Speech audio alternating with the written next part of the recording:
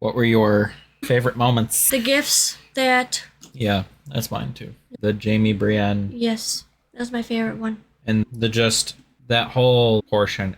It almost feels like there's like a separate faction in the Lannisters like forming with Jamie, Tyrion, obviously Brienne. And Olenna Tyrell low-key told... Yeah, totally. Totally. Admitted to the fact that Marjorie's like, what? Am I hearing you correctly?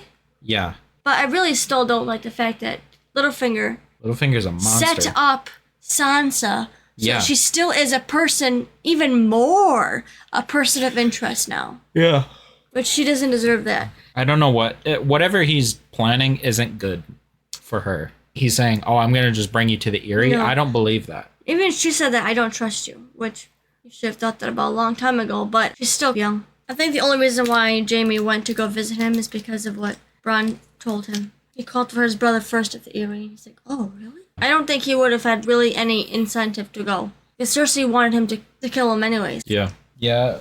So we got the fact that Tyrion didn't do it. So he's definitely being framed for it. I don't know. And I think the only thing I can grab is the fact that Bran is now captured from the Night's Watch situation. Bran's captured, and Jon Snow is starting to like gain popularity in the Night's Watch, and he might be the new Lord Commander of the Night's Watch. And that's what they're worried about, is Jon Snow being the leader. I thought more people would stand. Yeah. I thought more people would stand too, to be honest. Not just his friends and then the one spy guy who was spying for Roose Bolton. Yeah, that's the only reason why. Yeah.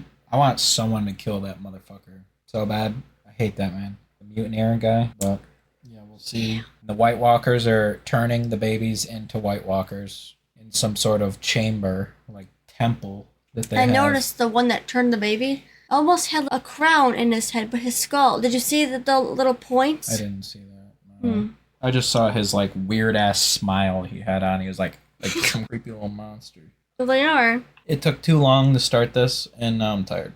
But we saw it. Give us your questions in the comments. And today, 4x5. But last episode was like a developing type of episode, I think. We're cruising towards a climax of some kind in this season. And Game of Thrones doesn't like to disappoint with its season endings. So I can, as season 3, I couldn't see it coming. This is more transparent, where I see the outcome, and I'm guessing it's Tyrion's death. He's gone through so... From him, like, saying to Shay, I don't want to go, I belong here, but like that type of thing, where he had an opportunity to leave, and he didn't take it, and now he's going to get punished for his decision. I can see him, like, getting killed. But again, the thing is, they've set the precedent for me. They killed Ned Stark in season 1. There's no one safe. No one is safe. Even if he drives a ton of the story, they'll just kill him off. They don't care. And someone else will come in to fill in. But I feel like there's a dilution there, where if I'm, like, we just keep losing main characters, you dilute what makes it special. Unless someone comes in to take place, as what Tyrion does for the show or the plot moving forwards. I think it's a balancing act you need to hit right with characters and deaths and taking characters away. There has to be more injected into the story with the Tyrells. After, what was before the Tyrells that really took the place of the Tyrells? It added. The Tyrells were an addition that was sorely needed for the season 2. Because season 2 was, it felt kind of one note. It was a Lannister show. It was like all just the Lannisters. Was it the Lannisters and the Wildlings with Jon Snow? No, that wasn't that season, I don't think. That was season 3. But it was the Lannisters, a little bit the war and stuff going on. But the addition to the political level of the Tyrells really helped the King's Landing plotline, because it breathed fresh air into that whole story. So it was needed, and you can tell it was needed to fill in, because without conflict, the Lannisters are like only fighting a war, but like at home. The Lannisters needed conflict. They needed conflict at war and at home to kind of drive home that it is like, what am I trying to say? Like a bigger it's not so easy for them, I guess I'm trying to say. Like, and we got the Daenerys slowly building over time, her stages. And the interesting thing, I don't see, like, where I see a Lannister storyline going, them retaining the throne no matter what. Daenerys, I don't know where that story's going to go. It's become more interesting over time, I think. Because in the beginning, she had no power and she had no Yeah, she's growing. So autonomy whatsoever. She was just being. And actually, funny thing, if you're following along with my book reading series, I'm making some connections that I didn't make in the show already on chapter 2. But if you haven't looked into that, it's on Patreon or it's on Discord. You can look at it. And but it's funny how the difference is between the book and the show so far. And we're going to be doing that for a long time, the book. My estimation is 5.5 years it's going to take me to read all the books at the current rate we're going. how many novels, book series? There's 380 chapters to all of the books. So 380 divided by 56 weeks, 1.5 chapters per week. So sometimes I'll do an extra chapter per week. Is like 6 years to read all of them. Wow. I'm fine with that. I got nothing better to do. And hopefully by then the channel's doing better or more well. And I'll reiterate, yeah.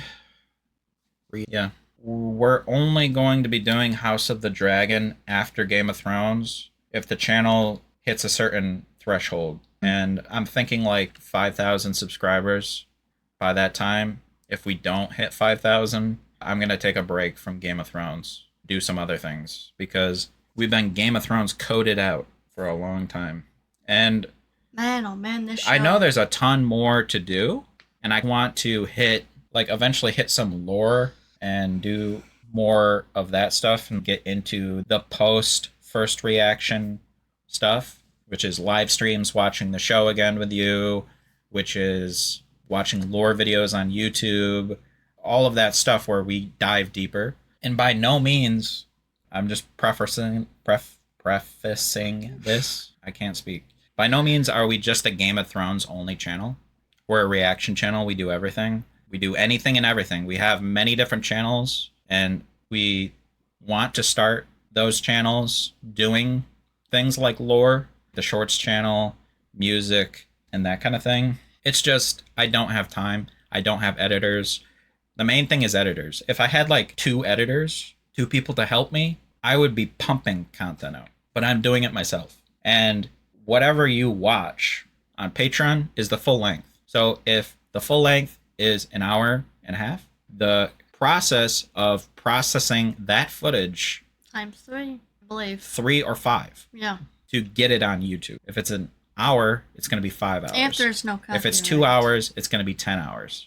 I've been pretty good with copyright because I have a system now that just destroys. It absolutely demolishes them now. So I'm good on copyright. I haven't gotten a copyright in forever. I get demonetized, which is I lose the ability to make money on the video because of Game of Thrones.